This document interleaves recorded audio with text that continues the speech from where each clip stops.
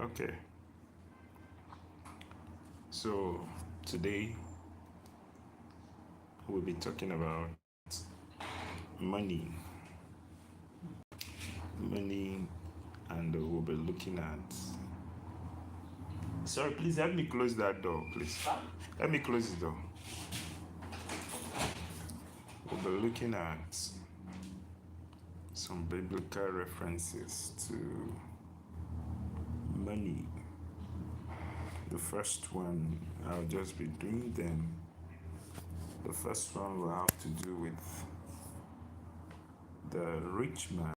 You find the story in Matthew chapter 20. Matthew chapter 20. I'll be reading it in a bit. I'll be reading it in a bit, just some minutes. So, Matthew chapter 20, chapter 19. Matthew chapter 19, verse 16. So it says, someone came to Jesus with this question: Teacher, what good deed must I do to have eternal life? So today it then asked, why ask me about what is good? Jesus replied, there's only one who is good. But to answer your question, if you want to receive eternal life, keep the commandments. Which one? The man asked. And Jesus replied, you must not murder, you must not commit adultery, you must not steal, you must not testify falsely. Honor your father and your mother. Honor your neighbor as yourself. Love your neighbor as yourself. I have obeyed all these commandments.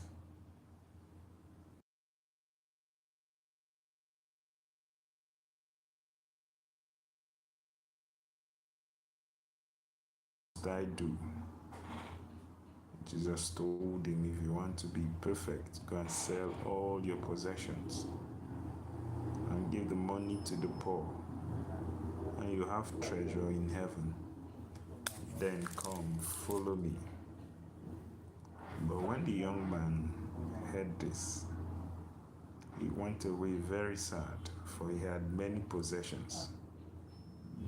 Then Jesus said to his disciples, I tell you the truth, it is very hard for a rich person to enter the kingdom of heaven. I will say it again, it is easier for Azuka's kitchen. What's up? Thank you. I'm looking at Money Matters today. Thank you. You're very good.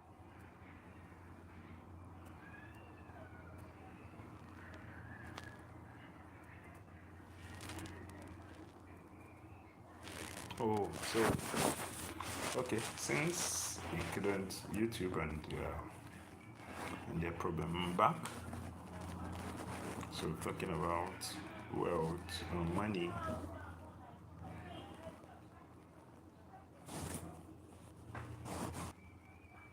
Okay. Yeah, I wanted to turn the screen, but I think I can't do that for now. So it says, some people may say contentment is great gain. It brings me to the point where I said that you're being contented with what you have. Some people will not have money in their account, but they live a lifestyle that is not commensurate with what they have. A luxurious lifestyle that what they have cannot cater for it. That's why it says true godliness with contentment in itself is great gain. You see, after all, we brought nothing with us when we came into the world, and we can't take anything with us when we leave it.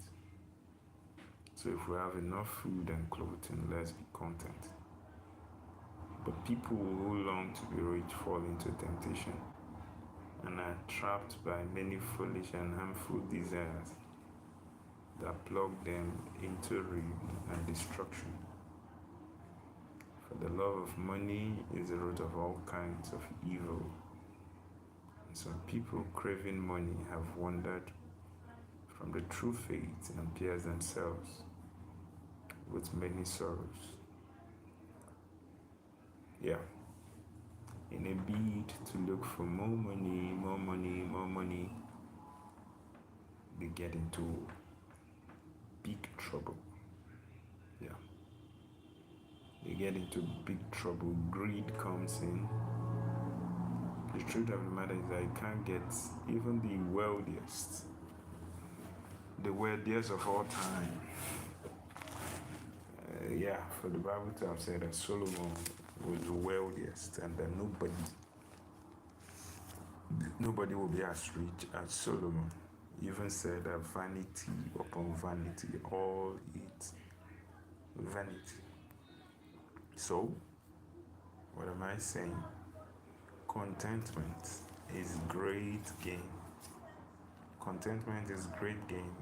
Having to be contented with what you have. For the love of money is the root of all evil. Okay, let's look at Proverbs chapter 3, verse 9 to 10. Proverbs 3, 9 to 10. I don't know why this is not turned. I need to turn it. I don't know why. Yeah. So back. I think I'm fully back. So I'll go to Proverbs chapter 3, 9 to 10. Proverbs 3, 9 to 10. Proverbs 3, verse 9 to 10. Proverbs 3, 9 to 10. Proverbs 3, 9 to 10. Proverbs 3, 9 to 10. Proverbs 3, 9 to 10. Yes.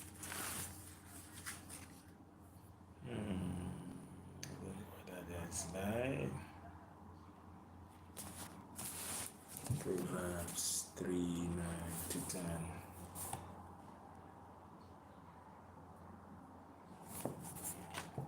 Proverbs 3, 9 to 10. It says,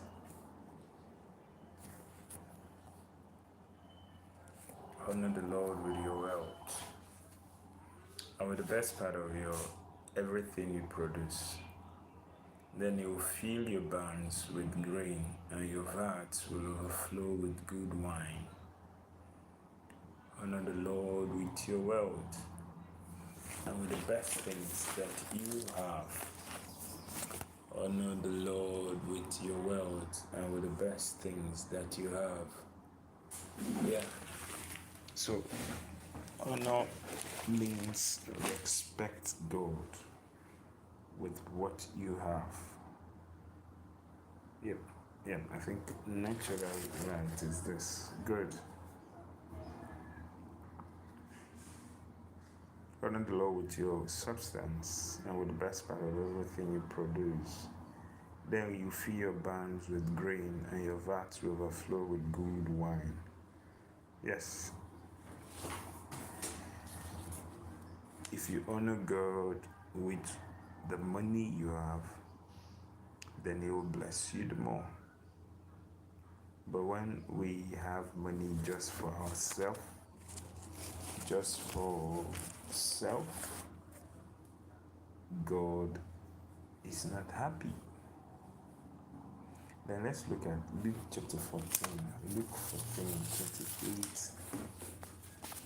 Luke 14, verse 28. Luke 14. Luke 14. Matthew, Mark, Luke 14. Luke 14.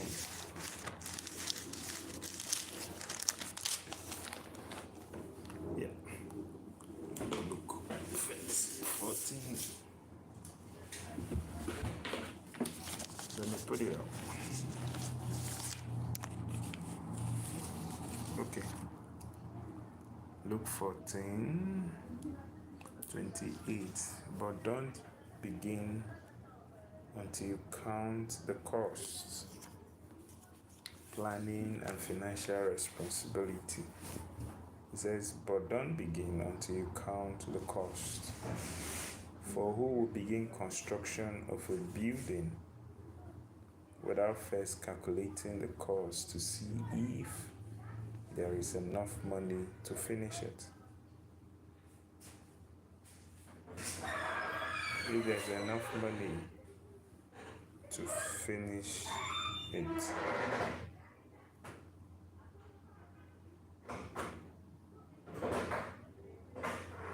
Otherwise, you must complete only the foundation before running out of money. And then everyone would laugh at you. They would say, there's a person who started the building and couldn't afford to finish it. Yeah. It just shows you that whatsoever you do, you need to plan.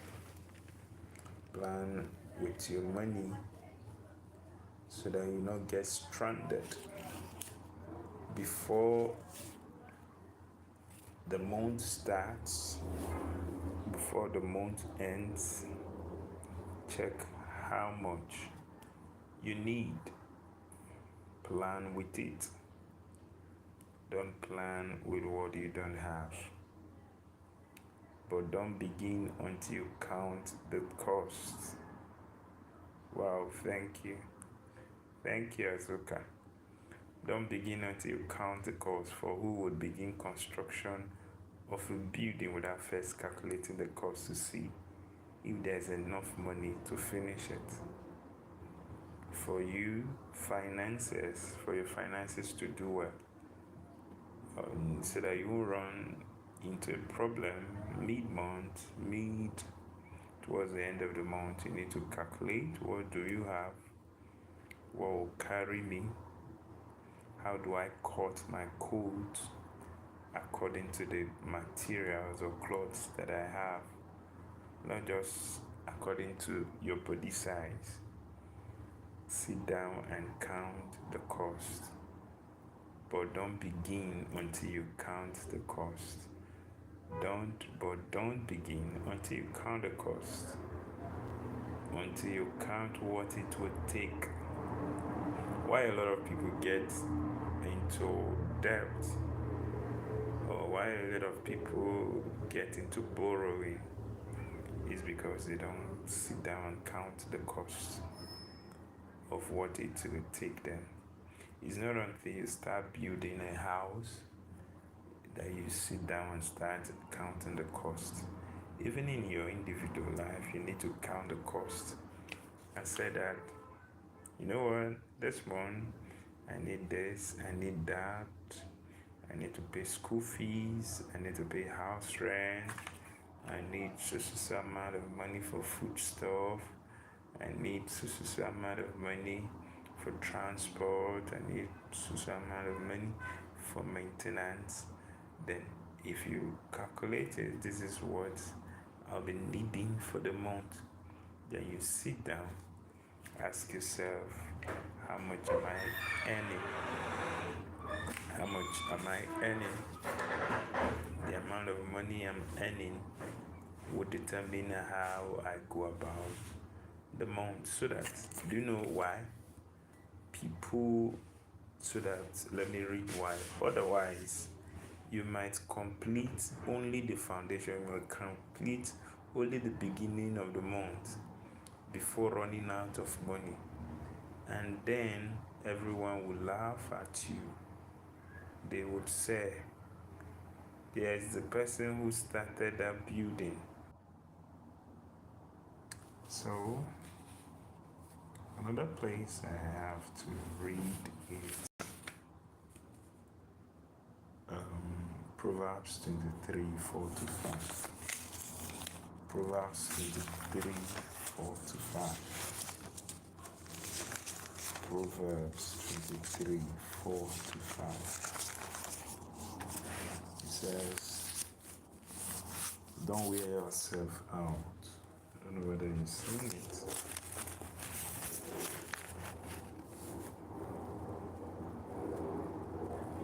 Don't wear yourself out trying to get rich. Be wise enough to know when to quit. Then it says, in the blink of an eye, wealth disappears, for it will sprout wings and fly. Well, sorry. Back to where I was.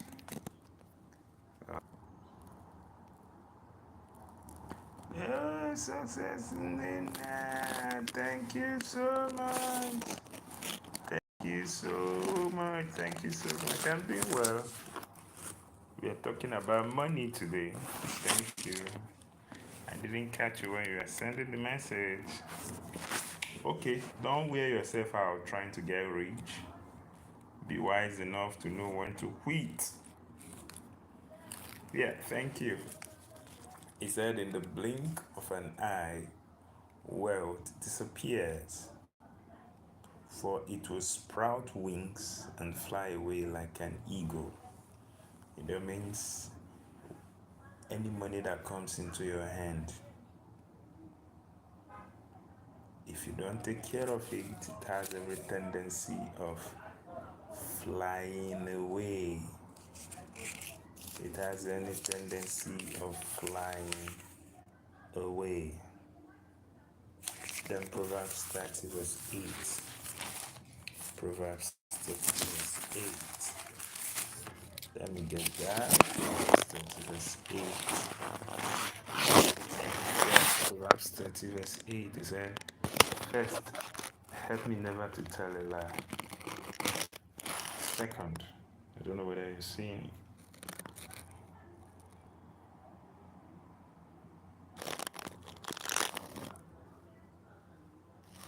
Okay. Second, give me neither poverty nor riches. Yeah. Give me just enough to satisfy my needs. For if I grow rich, I may deny you and say, who is the Lord? And if I'm too poor, I may steal and thus insult God's holy word. Yeah. Just give me enough for what I need. Yep. Every word. Do not add to his words. I beg you for two favors. Number one, let me have them before. Okay. It says, verse 7, it says, first, help me never to tell a lie. Second, give me neither poverty nor riches. Give me just enough to satisfy my needs. For if I grow rich, I may deny you and say, who is the Lord? And if I'm too poor, I may steal and thus insult God's holy name. You see? Then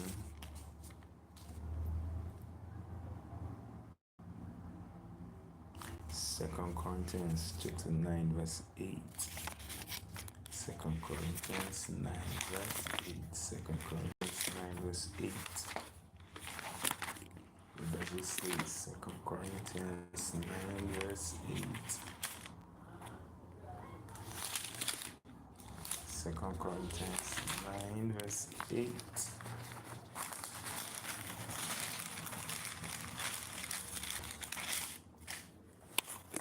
Says, and God will generously provide all that you need. Let me read it right here. Let me take it. Yeah, and God will generously provide all you need. Then you will always have everything you need and plenty left over to share with others. As the scriptures say, they share freely and give generously to the poor. Their good deeds will be remembered forever. God will provide for us so that we can provide for others. Give, and it shall be given unto you. Full measure, pressed down, shaking together, and running over will men give unto your bosom. So it's not about, it's one, let me summarize what we have learned so far. Let me summarize what we